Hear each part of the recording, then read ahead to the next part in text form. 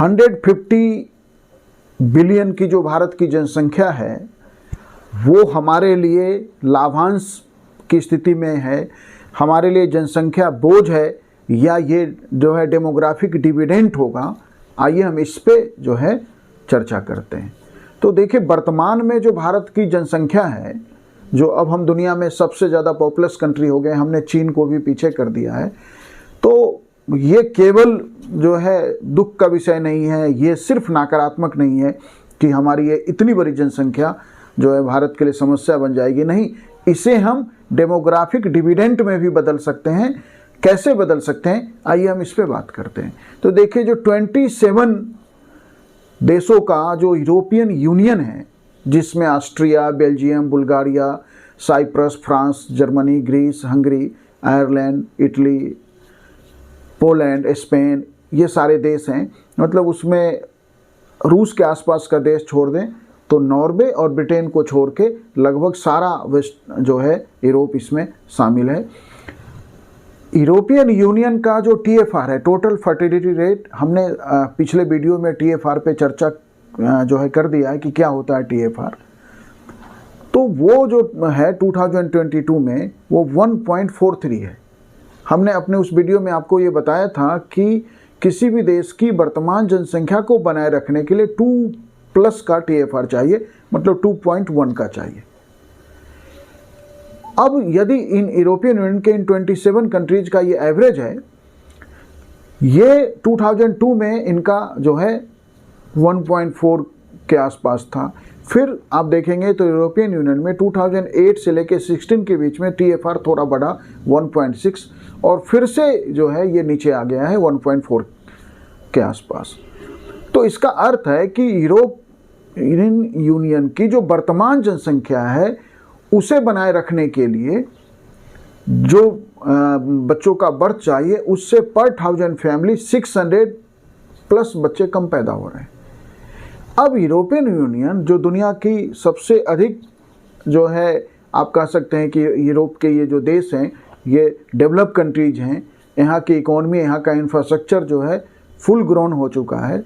तो उन इंफ्रास्ट्रक्चर और उस इकोनॉमी को बनाए रखने के लिए वर्कफोर्स की जरूरत पड़ेगी, और जब बच्चे कम पैदा हो रहे हैं तो इसका अर्थ है कि ओल्ड एज पॉपुलेशन बढ़ेगा। ओल्ड एज पॉपुलेशन इकोनॉमी में बहुत अधिक भूमिका नहीं निभा पाता है, या वह जो है उस तरह वर्कफोर्स के रूप में इस्तेमाल नहीं होता है, वैसे कुछ हद तक हो सकता है।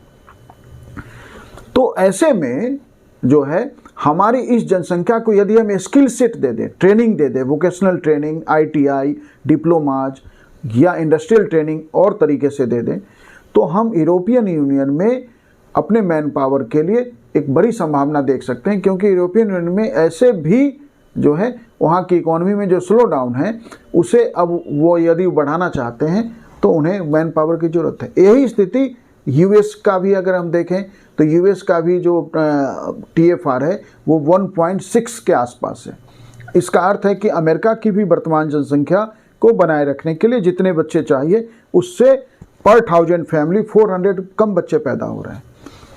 और अभी आप देखें कि इसीलिए US के इस चुनाव में ये एक मुद्दा था, माने ट्रंप ने परिवार को चुनाव का एक मुद्दा बनाया हुआ था कि महिलाओं के जो अवॉर्ड कराने के अधिकार हैं उसे, उनका कहना है कि अमेरिका के 50 के 50 राज्यों में इस पे गंभीरता से चर्चा कराएंगे और अंततः जो है जनमत तैयार करके इसे प्रतिबंधित करेंगे। वही जो महिलाएं हैं वो इसको नहीं मानने को तैयार है, महिलाएं इसके विरुद्ध हैं। और कमला हैरिस को, वैसे तो कमला हैरिस अच्छे मार्जिन से आ रही है, फिर भी उन्हें महिलाओं का अच्छा खासा वोट मिला।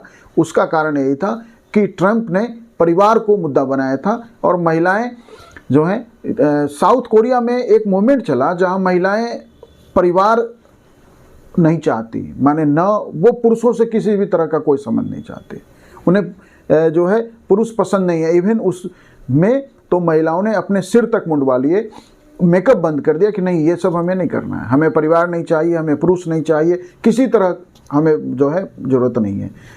ये सोच भी अतिवादी है। वैसे इस सोच के पीछे कारण ये है कि महिलाएं सिर्फ इस बात के लिए नहीं जन्म ली हैं कि वो घर का जो है किचन संभालेंगी, बच्चों को पालेंगी, अपने पति का कपड़े प्रेस करेगी, उसे तैयार करेगी, उसका टिफिन नाश्ता तैयार करेगी। नहीं, ये पुरुष का जो वर्चस्व है ये हमें एक्सेप्टेबल नहीं है। तो इस जो है इस विरोध पे इतना विरोध है कि वो पुरुष विहीन समाज की बात कर रहे हैं या पुरुषों की जरूरत नहीं है। ये आंदोलन अमेरिका में भी पहुंचा है। तो आज पूरी दुनिया में बहुत सारी ऐसी महिलाएं हैं जो किसी भी तरह से परिवार ही नहीं चाहती है और देश को अर्थव्यवस्था चलाना है, देश को अपनी इकोनॉमी का ग्रोथ करना है। तो देश को यदि इकोनॉमी का ग्रोथ चाहिए तो जनसंख्या चाहिए, मैन पावर चाहिए। जनसंख्या से मतलब वर्किंग पॉपुलेशन चाहिए। वो कहाँ से आएगा वर्किंग पॉपुलेशन? तो सारी दुनिया में ये जो स्थिति बन रही है, कुछ देशों को छोड़ दे जैसे अफ्रीका, खैर वहाँ तो संभावना ही नहीं, वहाँ तो TFR भारत से क्या माने दुनिया में सबसे अधिक TFR वाले देश अफ्रीका में ही हैं। लेकिन यूरोप में, अमेरिका में, कनाडा में, कोरिया में, जापान में, जो दुनिया के ये सब डेवलप इकोनॉमी हैं, जहाँ पे अर्थव्यवस्था में काम के अवसर हैं, वहाँ पे मैन पावर की जो ज़रूरत है, यदि भारत इसका इस्तेमाल कर सका तो हमारी जो है हम पूरी दुनिया में डेमोग्राफिक डिविडेंड लेने वाले सबसे मजबूत देश हो सकते हैं और उसका फ़ायदा पूरे देश की इकोनॉमी को मिलेगा। हम अपने मैन पावर को स्किल सेट दे दें। इसमें जो चुनौती है वो एक ही चुनौती है, जो AI आर्टिफिशियल इंटेलिजेंस जो है वो उसके कारण मैन पावर की ज़रूरत निश्चित रूप से जो है कम होगा। तो यदि आर्टिफिशियल इंटेलिजेंस के अर्थव्यवस्था में प्रभावी होने में अभी समय लगेगा।